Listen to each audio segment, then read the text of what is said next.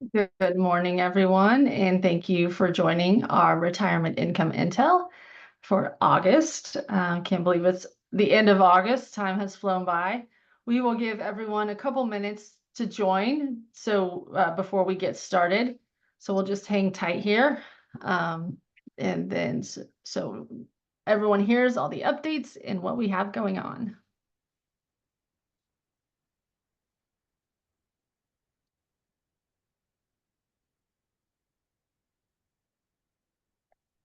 We have quite a few people joining us today. This is an exciting webinar that Justin will be sharing. So we want to make sure everyone has a moment to join, and then we'll get started. I'll repeat this again in case we have other people join later, but if you do have questions, please pop them in the Q&A, not the chat. So questions go in the Q&A. We will address those at the end of the session today. And if you want to hear a question answered, please like it so it can be upvoted. And if time is limited, we will address the questions that have the most likes. So we'll give everyone just another moment, and then I'll repeat that as well for those who are just getting signed in from the waiting room.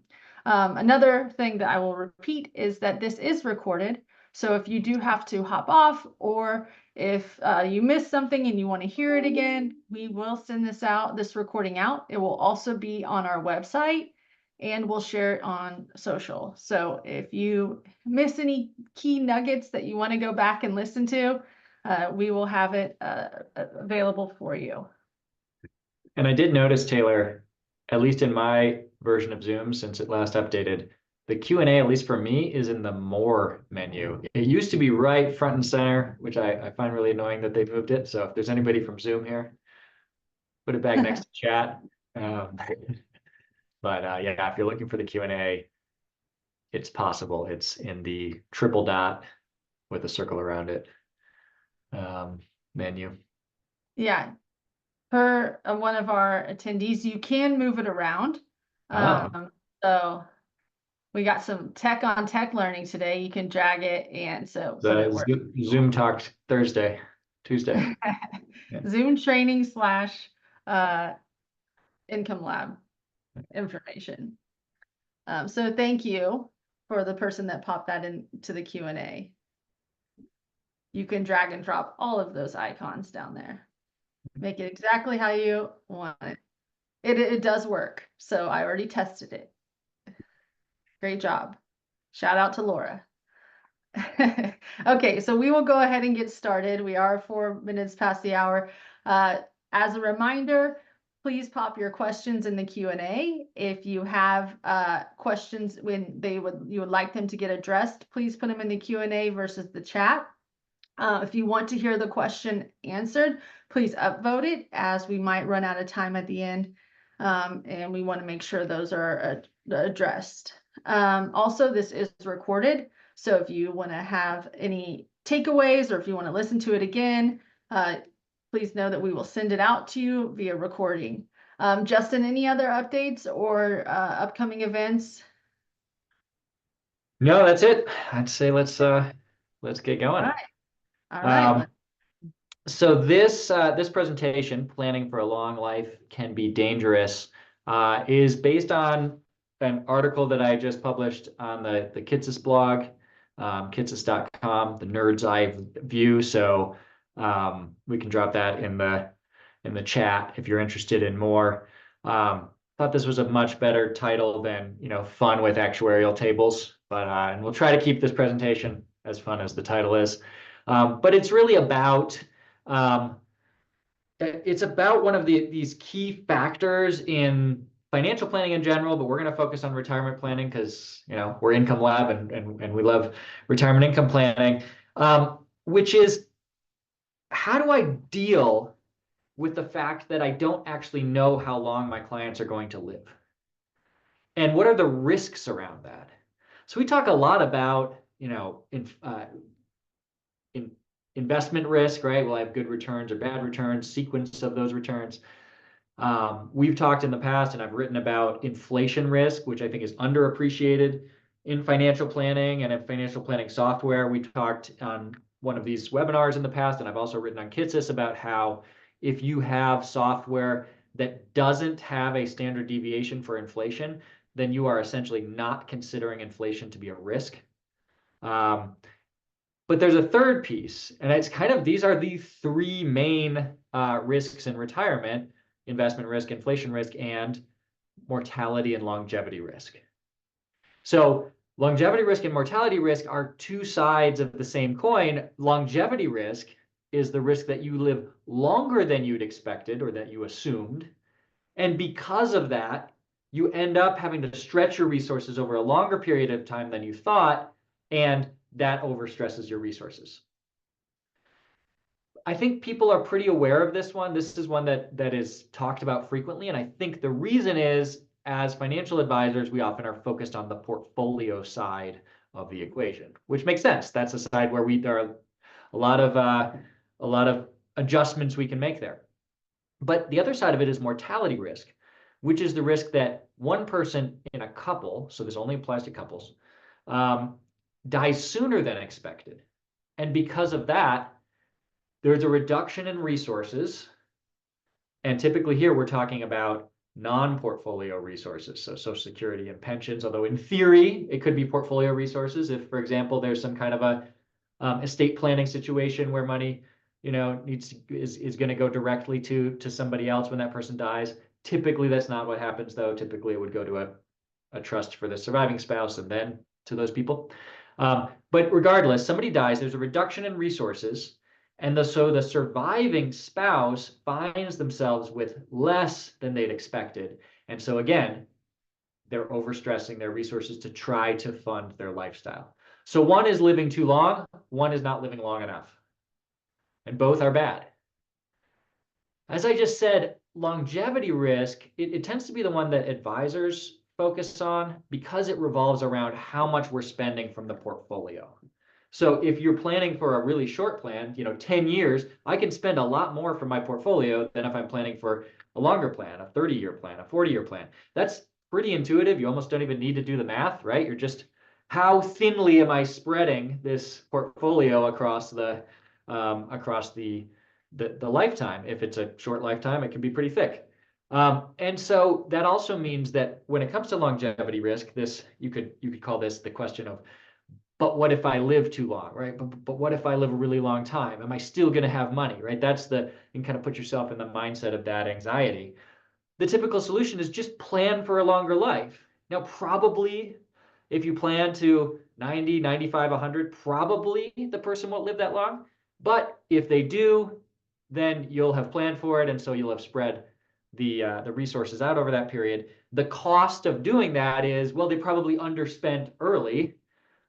But I think people look at that and they often say, well, the cost to spend a little less now in case I live longer is better than the cost of spending more now and then not having enough later. So I think this is one that a lot of advisors have thought about, and the typical solution is just to plan for a long life, longer life than people actually typically have. Mortality risk, on the other hand, as I said, except for in maybe some edge cases, it usually revolves around non-portfolio income. So this is the key to this presentation, is it's about looking at all of the household resources, not just the portfolio. We need to expand our aperture to look at not just the portfolio, but non-portfolio resources like Social Security and pensions. And it's not uncommon at all for these resources to change when one person in a couple dies. Social Security is designed this way. If both people are getting Social Security, when one dies, the total amount of Social Security received will change and it will go down. Pensions, a lot of people choose single life pensions. This is very, very common. Because this isn't really something that people talk about all that much, I have not found sort of a typical solution. You might think, oh, the typical solution would be plan for a short life. But of course, what we're going to end up trying to do is plan to handle both of these risks. They both exist. We don't want to plan for one and not the other. And in fact, planning for a long life exacerbates this risk. So if you put in a plan that, one person will live to, 95, you are saying that their Social Security will last till 95. Well, if they die earlier than that, you're going to end up in a position where you overstated the resources available to that surviving spouse, because you were assuming that extra Social Security is there until that person is age 95, kind of whether they're alive or not. And that will lead you to overstate what someone can spend, to understate the risk, and so on. So let's look at an example. So let's say we have John and Mary, both age 65, and these are their resources, pretty basic. They both have Social Security, and John has a single life pension. And then they have $1 million portfolio. The issue here is that if John dies, they're going to lose $2,000 of their Social Security. So essentially, Mary is going to have a survivor benefit that, it just, the long and the short of it is she'll take over John's, basically. So she'll have 3,000. John's single life pension is gone, and we don't know exactly what the portfolio will be when this happens, right? But we've lost $3,500 in monthly income, non-portfolio income. And so while Mary's spending needs may be lower after John dies, unless they are $3,500 lower, which is unlikely, there's a problem here, right? So if we plan for both of them to live 30 years, which puts them both at 95, which is a ripe old age, unlikely they're going to get there, but not uncommon.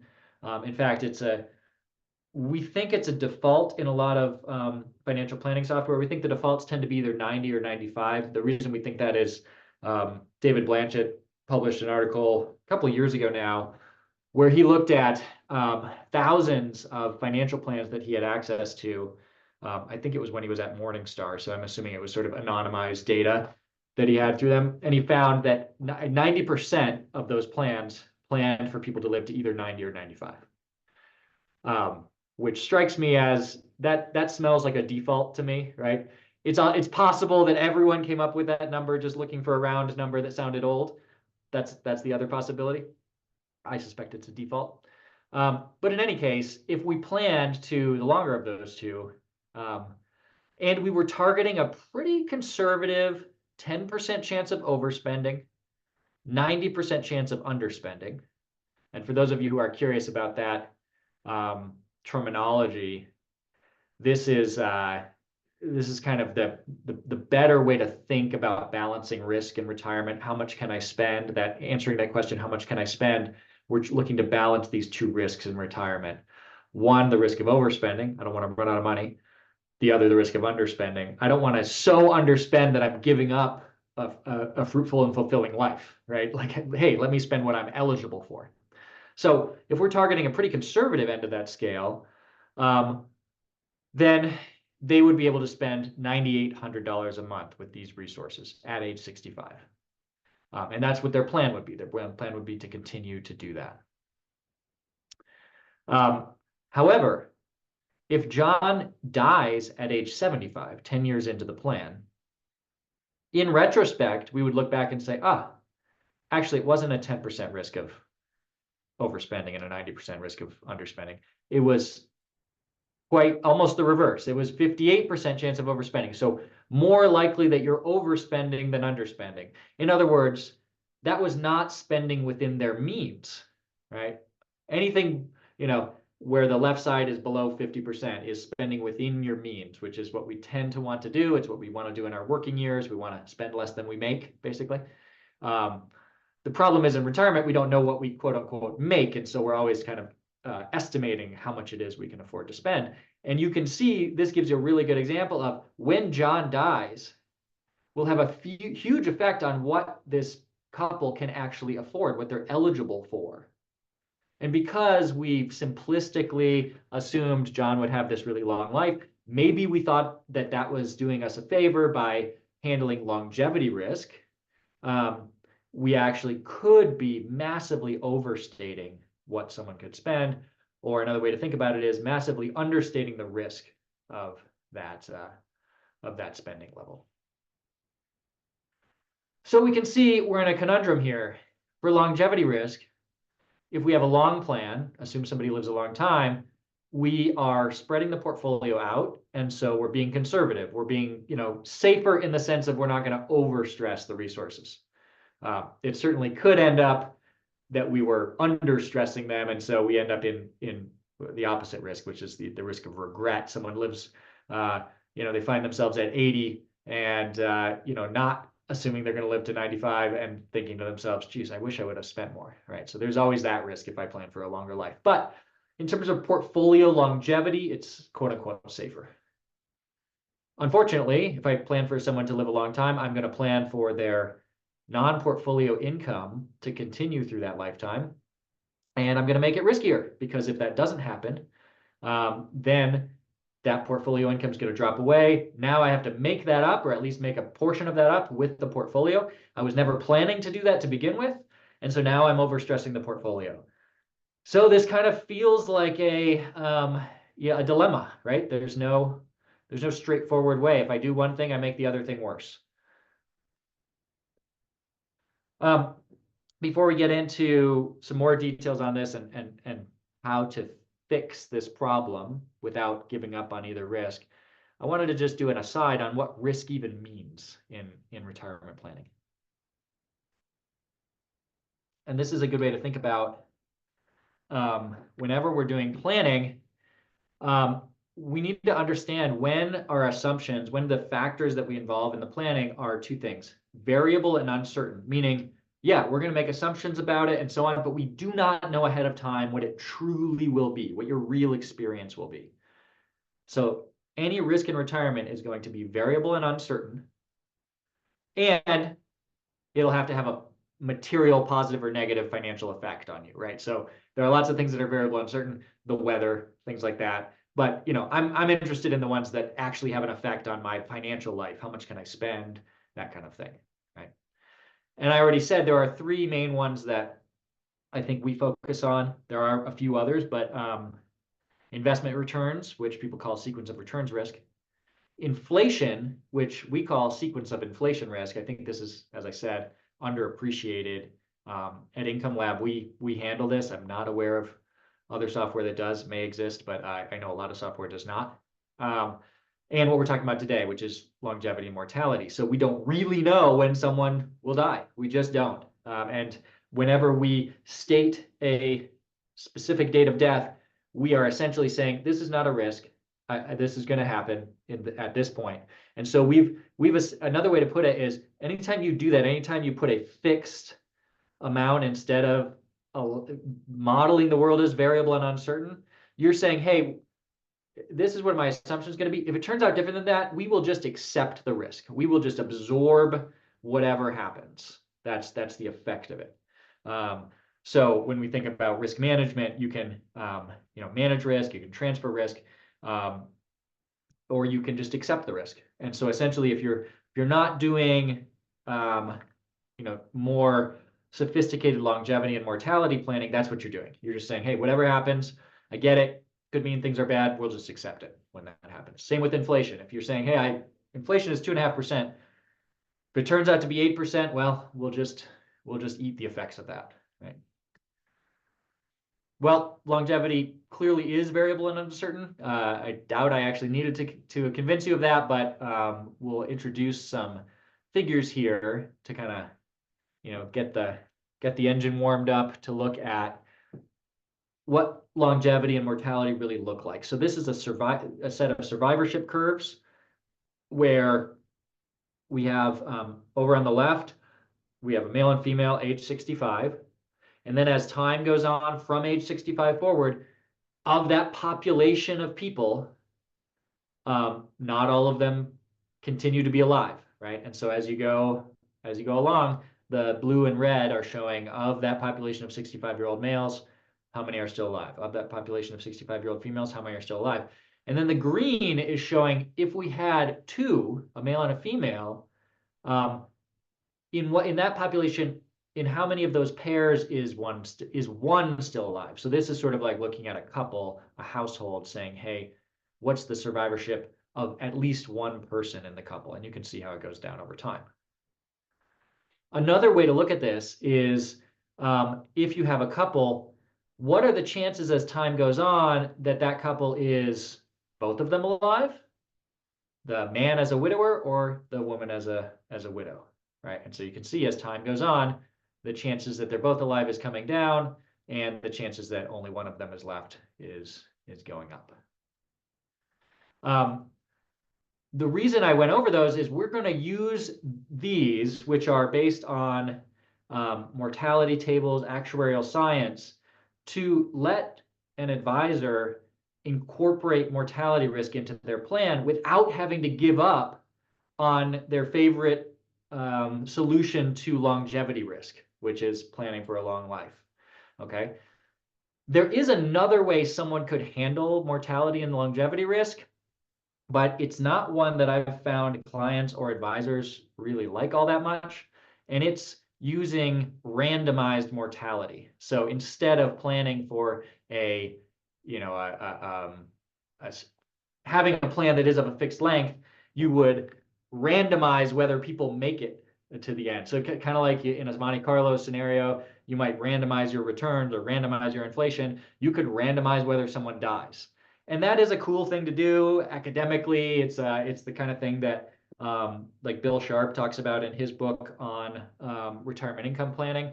It doesn't tend to be the kind of thing that resonates very well with advisors or clients because you would essentially be saying to them, look, yeah, maybe things could get bad in, after 20 years, but hey, you might be dead by then, so no big deal.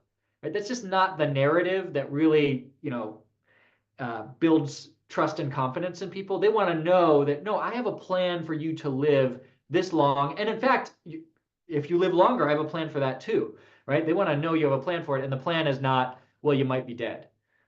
So that's why we don't approach the problem that way. Although what we do is related to the idea that we're taking into account the fact that people, we're not going to assume that you definitely will live throughout your entire plan. That's really where mortality risk comes from, is the assumption that people definitely will live throughout their entire plan. So what do we do instead? The main thing we do in Income Lab is we say, when you're accounting for all the resources that someone can bring to retirement, we don't want to assume that the non-portfolio resources will be there throughout the entire plan. In other words, we don't want to give you credit for all of those non-portfolio resources throughout the entire plan. If we did, in this scenario, John and Mary's Social Security benefit would look like this. We would just be saying, yep, John's got 3,000, Mary's got 2,000, it's 5,000 the whole time. Great. This is the source of mortality risk, right? Because if John or Mary dies, that, the red here essentially is going to go away. And that's going to rip $2,000 out of this plan unexpectedly. So what we do is we adjust income streams for the chances that the person is still alive. So let's take Social Security. At the beginning of the plan, highly likely that they're both still alive. And so it's all based on them both being alive, and you got $5,000. But as time goes on, month by month, we know in the future there is a chance that one or the other will now be a survivor, getting a survivor's benefit. And so the total that we're quote unquote giving them credit for in the background of the plan looks like this. So we're kind of it's slowly attenuating as time goes on. You could think of this as kind of a, randomizing of when somebody dies. But what we're not doing is assuming that they both might be dead at any point in time. Okay, so this is sort of like the average amount that they would receive if they could live their life, 1,000 times, and at least one of them lives to the end. That's another way to think about this. And by doing that, we're not giving them full credit, but we're also not, specifying, hey, let's, put John's date of death at 70 or 75, because I mean, there's also a chance that he will live longer than that. In fact, as we saw, the averages are beyond that for even just for a single male. So what this does is kind of balances what we know about mortality with the desire to give them, really good advice. We don't want to give them advice that to underspend. We don't want to give them advice to overspend. For the pension, which was single life, it's a lot simpler. It's just based on the chances that John is still alive. And so this is what we quote unquote give the plan credit for over the life of the plan. So what does that do? Now these are the plan resources, but you have to, in your head, understand in the background, we're doing mortality adjustments on the Social Security and the pension. So with the mortality adjustments, it trims $1,100 a month from their spending. It goes from $9,800 a month to $8,700 a month. What this does is it says, what's the amount I should advise John and Mary to spend so that if one of them dies, the impact on the surviving spouse is not overly high. And in fact, on average, the impact will be nothing at all. They'll be able to continue their spending at the same level. Right? So this fully mortality adjusts the plan. The fact is, you might not always want to do that. There may be a situation where you actually can accept a certain amount of mortality risk. Or another way to look at it is, maybe when John or Mary dies, their spending needs will go down. And so losing a little bit of their spending capacity would be fine. You can do that in Income Lab as well. The way that you would do it is you can do mortality adjustments on income. So Social Security is done for you automatically. But anytime you make a pension, for example, and you say, yep, this changes if somebody dies. If John dies, it goes to zero. You're essentially saying it's single life, John's single life pension, right? You can also do that with expenses. You could say, hey, here's $1,000. If John dies, it goes to zero. Okay, now you're saying, all right, there's sort of this extra 1,000 that goes away if John dies, meaning Mary will spend less if John is dead. And so now your plan is mortality adjusted, not just for income, but for expenses as well. And the plan, this spending amount, 8,700, if you did that, it would be higher than 8,700. It would be saying, hey, you don't have to take this full $1,100 reduction to handle mortality because you're going to accept some of the reduction in spending.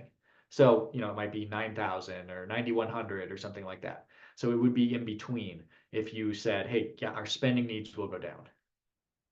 So there are a lot of other kind of tricks to include mortality adjustment in a plan, but that's the most basic, straightforward one. So what we're suggesting is to plan for mortality adjusted income, you model all the plan resources and parameters and so on. For the income and expenses that will change when someone dies, make sure those are mortality adjusted. And then you're producing a spending capacity that takes mortality risk into account. Kind of on average, you're going to be able to give the spending experience that people want, even if somebody dies. Okay, so that's the mortality risk side of things, which is planning for non-portfolio income, not to necessarily make it all the way through the plan. And there was a quote in the Kitsis article that I think they may have pulled it out. They really liked it. It was basically, to plan for mortality risk, we can't assume that all of the income in the plan will last as long as the plan, right? We kind of are trying to separate out how long we're planning for versus how long we're planning for the income to last, which is, it's an analysis approach, right? We don't necessarily talk to clients in that way. So for clients, for example, you might be better off showing them this chart saying, hey, if you both make it to the end of the plan, here's what Social Security looks like, right? That's not confusing to people. By the way, this is adjusted. This does not include inflation adjustments. They would be going up if they had inflation adjustments in it. So this is in today's dollars. So if you did that, you could say, all right, we have a 30-year plan. This is what it would look like if you both made it there. But let's be honest, you might not both live 30 years. And if we assumed you definitely were going to live 30 years, we would be doing you a disservice because we would probably be overstating how much you spend. We would be understating your risk. We want to get that right. And so don't worry, we actually have included in our analysis some assumptions about what would happen if one of you dies, what would happen to your portfolio income, what would happen to your non-portfolio income rather. And so our advice to you takes that into account. And you may just leave it at that, right? For most people, this chart is not going to be helpful. I suppose for some it might, but typically just talking through the fact that you are aware of mortality risk.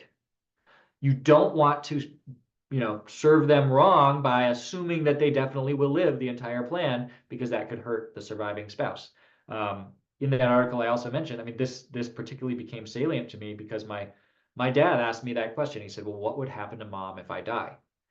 So for him, that was actually the primary thing he was asking about rather than, well, what if I live too long? It was, well, what if I die, right?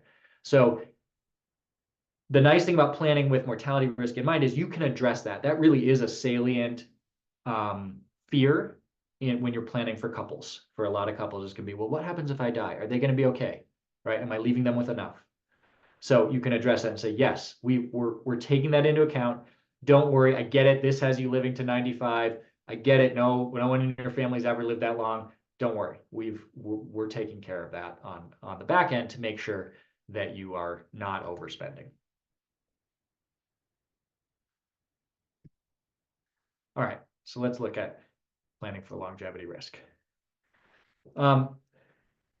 As I mentioned before, Blanchett found people, 90% of people in his study were planning to age 90 or 95. That's either just a round number that we all happen to agree on, or those are plan defaults in some kind of software. But really, plan length should depend on the clients. It should depend on who they are. It should depend on whether you're doing planning for a single client or a joint couple. It should depend on sex, age, health, right? I mean, people have opinions about how long lived they think they'll be based on their own health, their family experience, and so on. People expect there to be differences in this. So when we just deliver sort of round number defaults, I think we're not doing what people think we're doing.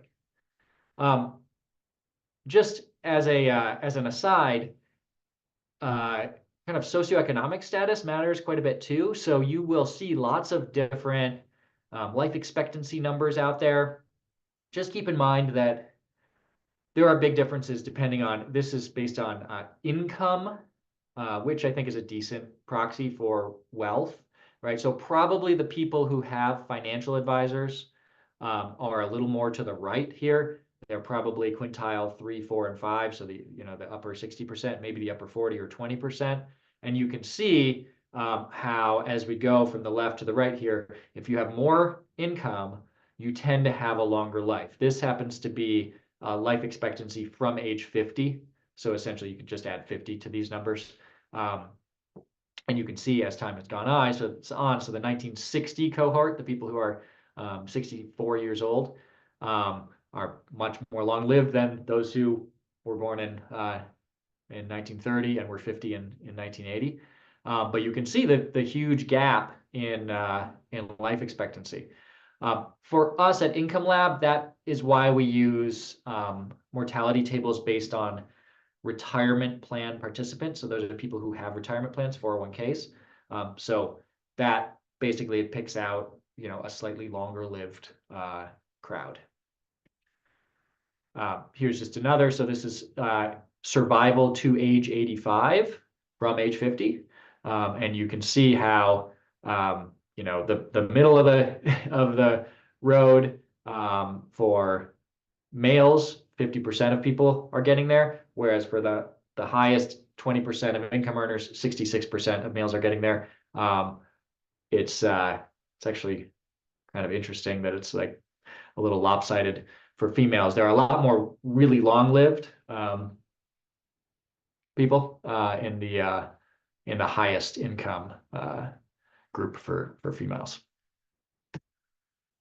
Okay, so putting that aside, the takeaway from that, by the way, is it's important to be using statistics that you think reflect the people you're serving, right? So if you used IRS or Social Security mortality tables, that's the whole population. It's going to be shorter. You're going to have higher mortality assumptions, lower longevity assumptions if you use those statistics. We use statistics that push lives a little bit longer at Income Lab, because we think that's more reflective of the kind of person who is served by a financial advisor who uses Income Lab. Okay, so what's that look like? Well, you can just use actuarial tables, mortality tables to produce plan lengths. There's no reason to, guess, put your finger in the air or use plan defaults. If you want to deliver customized plan length based on age, sex, health, and so on, all you need to do is say, okay, for either a person of this sort or a couple, what does actuarial science tell me is a reasonable plan length? So, for example, in this case, this may be true. I have male 65, female 63, but I know we were talking 65, 65 earlier. Let's go with it. If I were sort of saying, all right, how long do I want to plan for at least one of these people to live? Right in the middle is 30 years. From there, I can say, well, what are their feelings? What's their health impact? So maybe they both are smokers, or they may have things that push us left on this curve, and I want to plan for a much shorter lifetime. Or they might, exercise a lot and have a lot of longevity in their family, and I want to push things toward a longer lifetime. But at least now, I started with a range of reasonable plan lengths. I wasn't pulling it out of the air, and now I can choose from them, right? I can kind of move this slider of risk. And I think about it as longevity expectations, or the percent of your peers that you'll outlive. A little bit more crudely, how many of your friends' funerals will you go to, right? 50%, 60%, 70%. So this is just, where am I going to land on this? And this is a little bit, again, we don't actually know this, right? But we can trust people's reports about family history, health, and so on. And this will kind of give us good bookends here. You can see even on the far left, 10%, we're at a 20-year plan, maybe a little bit less than a 20-year plan, right? You'll find this in Income Lab in the longevity settings. It is possible in Income Lab to state an actual date of death for one of these clients. You would typically do that if there's kind of a special situation, like a terminal diagnosis, or just a real lopsidedness in the expectations. If you do state a date of death for one of these people, we will still apply the mortality adjustments up to that date, and then from that date on, we'll just give them 0, like no chance they're still alive from then on. So you're not giving up on this mortality adjustments by using a specified date of death. If you're not using a specified date of death, then you use this slider to kind of say, hey, am I planning to be much longer than average for people of my age and sex? Much below average. Our default is in the middle here, is actually slightly above average, so it's at the 60% longevity level. But you can see here, I moved them down almost all the way to the right. I moved both of them. You can mix them as well.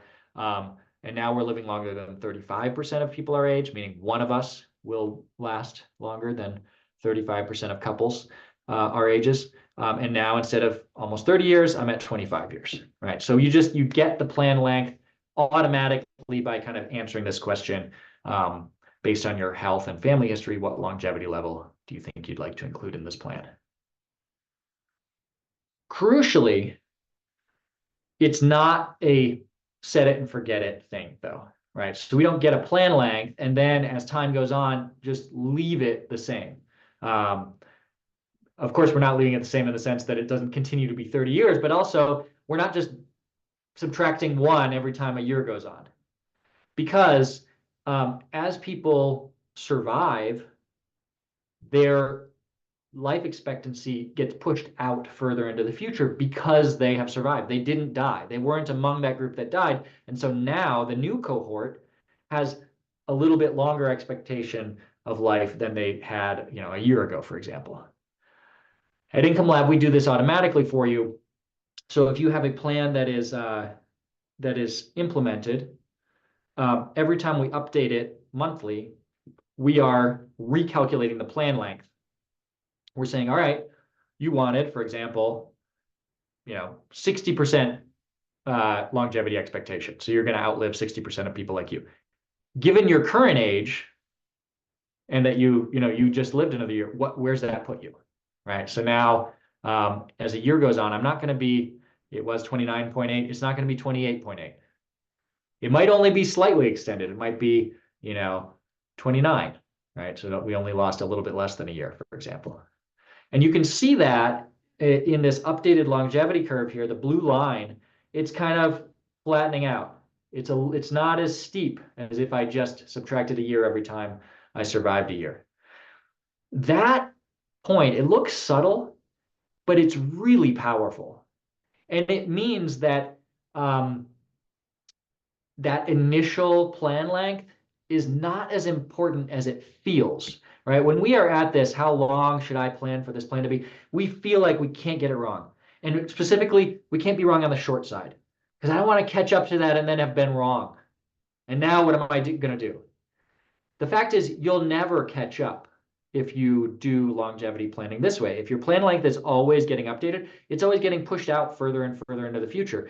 And in fact, at Income Lab, we'll never let a plan be less than 5 years, which is just kind of a floor that we have, just to make sure that you're never, your plan never says, yes, spend all your money because you're going to die tomorrow. That doesn't happen. And if it does, it's not typically possible to go and spend all your money. So what this does, I know it's hard to kind of internalize this emotionally, but it really means as time goes on, you're getting to make new bets on how long someone's going to live. It's like getting to update your wager at a basketball game, after 1 quarter, after 2 quarters, after 3 quarters. You're gonna zero in on the right answer. You do not just get one chance. And the effect of that, when you're also updating how much can I spend and guardrails and so on, is really to remove a lot of the risk from that initial plan length assumption at the beginning. It's also great to do this because part of, if you're a CFP, if you're providing financial planning, part of this is step 7, monitoring progress and updating. So having a system for updating plan length is a crucial part of this. It's just a fact that if you retired at 65 and had an assumption about your longevity, if you make it to 75, you should have updated it because the fact that you just lived 10 years is information you didn't have at the beginning. So you need, just like you wouldn't fail to look at someone's new portfolio balance 10 years in, you wouldn't fail to look at their new longevity expectations. So having this as a demonstrable documented process is crucial for complete financial planning. The fact that this works, you can see in our software, a great place to look at it is the retirement stress test. So the retirement stress test shows you what a plan would have done if it had been followed exactly as written. And part of every plan in Income Lab is plan length updates. So what you're seeing here is a plan starting in 2007, getting through today. It's not shown in here what the plan length is at each point, but the plan length is getting pushed out past it where it was originally as this time goes on. And that's why it's part of why it can deliver good advice on how much someone can spend. So essentially every plan in Income Lab has this blue kind of shallow line going on it. If you wanted to, if you got new information about longevity, for example, a health diagnosis, you can always reconcile a plan by changing the longevity expectations, and that will actually change the guardrails and maybe give you a pay cut or a pay raise. Typically, what you learn is, bad news there, so probably more like a pay raise. So by using Income Lab, you get the mortality adjustment, so you can handle mortality risk, but you also get a really great way to do longevity risk planning by using this kind of updated plan length methodology. So that's all for today. There is more in the article, as I mentioned, at kisses.com, and maybe I can drop that in the chat here, unless somebody already did. Ashley already took care of that. Perfect. Okay, so we do have quite a few questions. I feel like we could spend another hour on questions, but I've asked everyone to upvote them. So if you want to hear a question answered that's listed, please like it. And as a reminder, put the questions in the Q&A, not in the chat. So let's start with one that has 8 votes. We have a couple with 8 votes. Let's see. Okay.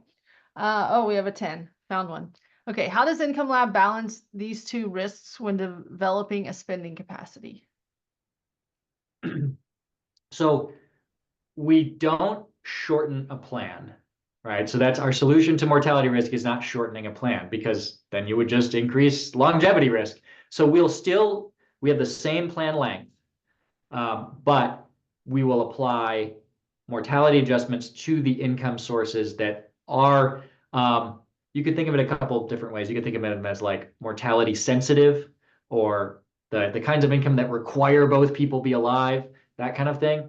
And so even if you have a really long plan, eventually, like in John's pension there, eventually at age, 100, the amount of mortality adjusted income we're giving the plan from John's single life pension is tiny. So yes, we're probably still slightly overstating it, but there's a chance John will still be alive at 100. It's just going to be, of that $1,500, maybe there's like, $100 left or something like that. So that's how we balance those risks.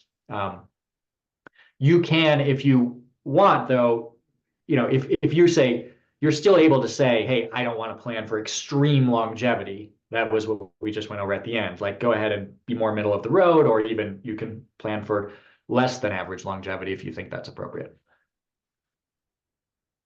Okay, you may get into this later in the presentation, but how do you view annuities to deal with these risks? And what about the concept of pension maximization?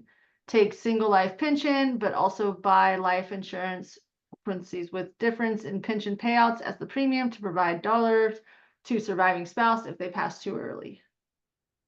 Yeah, both really good questions. You can put lifetime annuities in a plan and test then making a plan that's really long, because other than inflation, which will have an impact on most annuities, the annuity will continue paying, right? Whereas the portfolio will have to be spread thinner. So you may see more of an effect if you make a plan that's really long, to say, hey, let's kind of stress test this plan. What's it look like? Does the annuity help us if we plan for a really long life?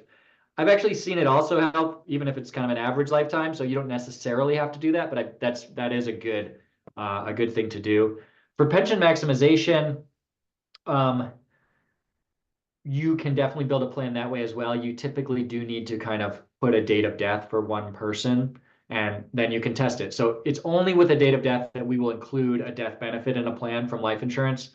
If you don't, we don't kind of give you like an average death benefit otherwise. So that's how I would do that. I would put a date of death for the person with the pension, and then, have that hit the portfolio, or buy an annuity with it for the surviving spouse, something like that in the plan. How does Income Lab summarize all plans? Parentheses, spouse 1 mortality, spouse 2 mortality, spouse 1 longevity, spouse 2 longevity, into a summary for clients to be able to make decisions and help advisors make best practice decisions. I think I'd have to understand the question a little bit better. Like, how could I see, survivorship curves or something, helping people sort of understand, hey, someone your age, how long might they live? If that's the request, we don't have a view for that. We have, if it's something that advisors think would be really useful, it definitely could do that. We've tended to try to avoid complex statistical views, because it can just really drive down a rabbit hole, but if there is something that people would find useful, we'd be happy to look at adding a feature like that. Okay. How do you like to think about the impact on tax brackets when one of the couple dies? Yeah, I didn't mention, but I did see somebody mentioned in the Q&A that when someone dies, not all expenses go down, and taxes are one of them that would typically go up. It depends on the situation very much, though, right? I mean, if one spouse is a lot younger and they inherit the IRA, maybe they used to have RMDs, now they don't because they're young. So it can really depend on the situation. But you're right. I mean, we should not just assume that all expenses go down when one person dies. They might even go up. There could be extra expenses unrelated to taxes that come into play. So it's really worth doing kind of a customized look at what you think might happen to expenses when someone dies. If you want to look at the shift from joint to single tax brackets, you can do that in Income Lab just by stating a date of death, and then in the tax analysis, we'll flip to single tax brackets. Are you able to see actual examples? Are we able to see actual examples of what Justin is talking about through in the software itself? It is easier to understand when he walks through what we are all using with clients. Again, we don't have a way to sort of look at actuarial tables and things like that, but you can see the effect of these things pretty easily. I'm going to create a really quick plan here for you, and I'll show you how that works.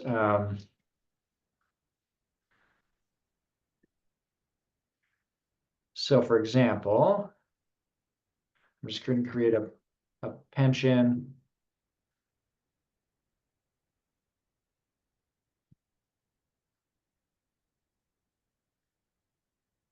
I share my screen.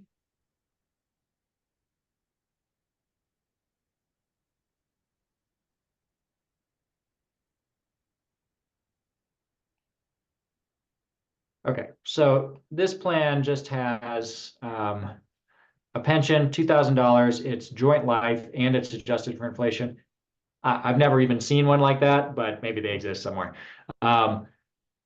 If I look at the spending capacity, I'm at 5160.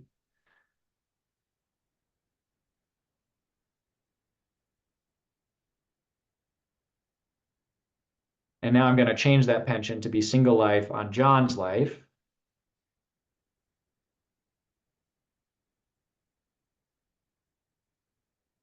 You might share where you're navigating. Oh, yes. Okay, so there's a couple places you could do this. I went to the little pencil icon, and then I went to income, other income. This is the pension, the gear icon, and I just changed it to be owned by John. It actually, and then I made sure, actually I think automatically it'll do that. There's also in Life Hub, you can do the exact same thing. If you just click on the pension, you'll see that side panel open and make the same changes. So just by changing it from single life to joint, I'm now at 4620, whereas when I had a joint pension, I was at 5160. So I lost some of my spending capacity because of mortality risk. So $500 or so. Okay. Will there be an option to set spousal retirement plans to convert into inherited IRAs upon death instead of cashing them out into a taxable account for the surviving spouse? So they should actually automatically be going to a spousal rollover IRA. If you have a plan where that's not happening, let our team know. And we'll see why that's happening in that particular plan. It should not be. Also, same kind of question with life insurance death benefits being taxed. Is there a timeline to address the issue of life insurance benefits being taxed to the surviving spouse? Those should be tax-free. I think, I'm not sure who was asking the question. There was a plan that I saw recently come through our service center that actually it was not the death benefit that was being taxed. It was a large IRA distribution, which was related to the previous question, I think. So I think that our service center figured out there were some entries in that plan that if we remove them, it should work the way you expect. Yeah, a couple things on here. If you do have a situation where something isn't showing the way it's supposed to be showing, please put it in a case with our support desk. It's support@incomelab.io. We will pop that in the chat as well. And then also someone asked them about some training workshops. We do offer all of our users one-on-one individual training. So that's something, if you haven't had, we do offer that as well. Yeah, the trick to that last one, I think that plan each account had a distribution plan associated with it, which is overriding what the software would do automatically. And so if you remove those distribution plans and let the software work its magic, it'll do what you expected.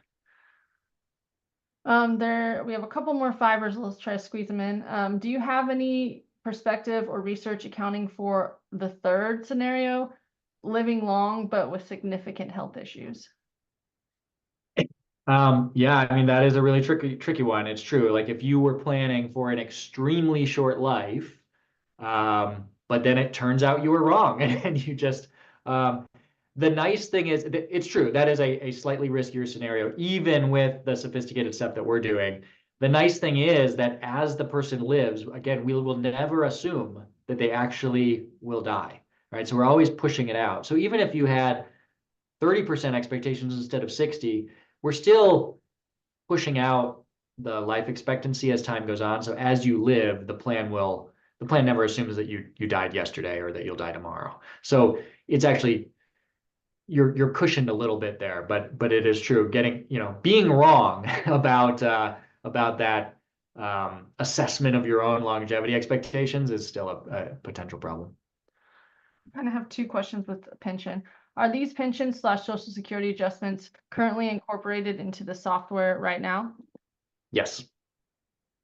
And then with that, many public pension systems use adjustments on the base, simple versus compound, and the maximum COLA adjustment limits caps in their pension benefit formulas. Properly modeling these in Income Lab seems to be challenging. When might the custom inflation adjustment feature in Income Lab be modified to allow these features? Please reach out to the support team and they can enter a feature request of that sort. If we would want to understand what truly would be helpful to you. And so it would be helpful to have kind of the expertise. If somebody works in public pensions a lot or any pensions and they kind of know what the range of things that would be useful, we would be happy to include that. How do we balance the risks of clients running out of money early? Parentheses, clearly, they can blame us as the advisor versus them dying with more money than they need, and thus having a bigger legacy, which is typically the top 3 goals of that my clients have when they don't have known the difference. Yeah. Yeah, I mean, it's true. Like the cost to an advisor clearly is lopsided towards spend less, right? So all else being equal, it's a lower cost to me if you end up with more money than you'd hoped than if you run out of money. Now the fact is, if you're doing updated planning, running out of money is much less of a risk because you have guardrails that involve tapping the brakes.